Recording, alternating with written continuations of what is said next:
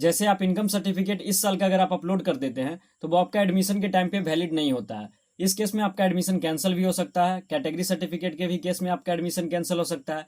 ऐसे में बहुत सारे स्टूडेंट को एडमिशन लेने में प्रॉब्लम हो जाता है। जब आप कॉलेज में एडमिशन लेते हैं तो आपके पास उन डॉक्यूमेंट का रिक्वायरमेंट होता है जो कि आपने जेईई मेंस रजिस्ट्रेशन फॉर्म भरते वक्त दिया होगा। तो इस वीडियो में हम लोग उन मिस्टेक्स के ऊपर बात करने वाले हैं जो कि जनरली स्टूडेंट डॉक्यूमेंट अपलोड करते टाइम करते हैं। उससे पहले हम लोग देख लेते हैं कि जेईई मेंस 2025 में कौन कौन सा रिक्वायर्ड डॉक्यूमेंट है, यानी कि कौन कौन सा डॉक्यूमेंट आपको अपलोड करना है।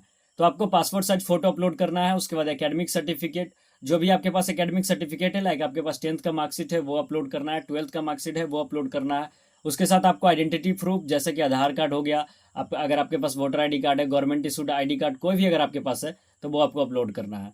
इसके बाद अब हम लोग बात कर लेते हैं कि करेक्ट फाइल फॉर्मेट कौन सा होगा डॉक्यूमेंट अपलोड करने का। तो जितने भी आप डॉक्यूमेंट अपलोड करेंगे, जैसे कि इनकम सर्टिफिकेट हो गया, रेसिडेंस सर्टिफिकेट हो गया, या फिर जितने भी आपसे डॉक्यूमेंट मांगे जाएंगे जेईई मेंस रजिस्ट्रेशन करते टाइम, उनको आप PDF, JPG, PNG file format में अपलोड कर सकते हैं। आपको इन सब के अलावा दूसरे फाइल फॉर्मेट जैसे कि डॉक या फिर डॉक एक्स, इन सब फाइल फॉर्मेट का उपयोग नहीं करना है। और लिमिट का भी आपको ध्यान रखना है, फाइल साइज ज़्यादा से ज़्यादा नहीं होना चाहिए। जितना लिमिट आपको वेबसाइट पर दिख रहा है आप उतना ही रिसाइज करके फोटो को अपलोड कर सकते हैं। उसके लिए हम अलग से एक वीडियो बना देंगे कि आप जेईई मेंस के अकॉर्डिंग अपने फोटो को कैसे रिसाइज कर सकते हैं, अपने डॉक्यूमेंट को कैसे रिसाइज कर सकते हैं। और एक रिसाइजर टूल है जिसकी मदद से आप लोग ये सारा काम कर सकते हैं। तो डिस्क्रिप्शन में व्हाट्सएप ग्रुप का लिंक है, उसको ज्वाइन कर लीजिए जल्दी से। वहाँ जितना भी अपडेट आएगा आपके एडमिशन से रिलेटेड, आपके काउंसलिंग से रिलेटेड, या फिर किसी भी चीज़ से रिलेटेड, आपको वहाँ जल्दी से जल्दी अपडेट कर दिया जाएगा। और उसमें जो रिसाइजर टूल का लिंक है उसको भी हम भेज देंगे, तो आप लोग जल्दी से जाइए और ज्वाइन कर लीजिए। उसके बाद आप लोगों के पास जो भी डॉक्यूमेंट का फाइल है उसका आप डायमेंशन एक बार चेक कर लीजिएगा। जैसे कि अगर आपके पास फोटो है तो वो पासपोर्ट साइज फोटो रहना चाहिए, यानी कि उसका डायमेंशन जो है 3.5 सेंटीमीटर इंटू 4.5 सेंटीमीटर के फॉर्मेट में रहना चाहिए। और जितने भी फाइल फॉर्मेट है आप उसको जेईई मेंस के वेबसाइट के अकॉर्डिंग उसको बना लीजिएगा। मैक्सिमम जो जनरली फाइल साइज होता है वो 500 KB से 1 MB के बीच का होता है। और रिजोल्यूशन भी ज़्यादा नहीं होना चाहिए। आप कोशिश करिएगा कि जितने भी आप डॉक्यूमेंट्स अपलोड कर रहे हैं वो स्कैन डॉक्यूमेंट होने चाहिए। अब हम बात कर लेते हैं कि जनरली कौन कौन सा मिस्टेक्स होता है जो कि स्टूडेंट करता है। तो फोटो जो आपको अपलोड करना है उसमें नेम और डेट डालना है या फिर नहीं डालना है।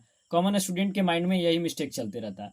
तो अगर आप नेम और डेट डालते हैं उससे कोई भी प्रॉब्लम नहीं है, आप नेम और डेट डाल सकते हैं फोटो में। बस जो भी आपने फोटो डाला होगा उसको आप कॉपी, एक फोटो का जो कॉपी होगा उसको आप अपने पास रख लीजिएगा। क्योंकि जब भी आप एडमिशन लेते हैं कॉलेज में तो आपका सेम फोटो खोजा जाता है, तो आप उसका एक कॉपी अपने पास रख लीजिएगा ताकि फ्यूचर में आपके पास सेफ रहे। उसके बाद हम लोग बात कर लेते हैं कि जो आपको इनकम सर्टिफिकेट अपलोड करना है या फिर नहीं करना है। तो आपको बिल्कुल अभी इनकम सर्टिफिकेट अपलोड नहीं करना है, या अगर आप इनकम सर्टिफिकेट अभी अपलोड करते हैं तो वो आपका एक्सपायर हो जाएगा एडमिशन लेते टाइम पर। और जो आपको कैटेगरी फॉर्मेट डालना है, जैसे कि अगर आप ईडब्ल्यूएस कैटेगरी से आते हैं तो आपको ओरिजिनल ईडब्ल्यूएस बनवा कर नहीं डालना है। आपको सिर्फ उसका डिक्लेरेशन फॉर्म जो कि आपको जेईई मेंस के वेबसाइट पे मिल जाएगा, या फिर हमारे व्हाट्सएप ग्रुप में आपको नीचे मिल जाएगा, वहाँ से आप डाउनलोड कर सकते हैं। आपको डिक्लेरेशन फॉर्म को अच्छे से फिल कर कर उसमें फ़ोटो चिपका कर, अपना सिग्नेचर कर कर, अपना फिंगरप्रिंट देकर उसको आपको अपलोड करना रहता है। तो आप ओरिजिनल सर्टिफिकेट को आपको अपलोड नहीं करना है, आपको सिर्फ डिक्लेरेशन फॉर्मेट को अपलोड करना है।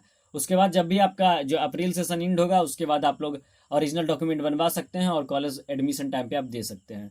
उसके साथ ही जितना आपसे डॉक्यूमेंट मांगा जाएगा उसका आप एक कॉपी जरूर अपने पास रखिएगा, ताकि आपके पास बैकअप में कुछ रह सके फाइल जिसको आप एडमिशन के टाइम पर जमा कर सके कॉलेज में। So thanks for watching the video. अगर आपको वीडियो पसंद आया तो वीडियो को लाइक कर दीजिएगा और चैनल पर नए हैं तो चैनल को सब्सक्राइब कर दीजिए।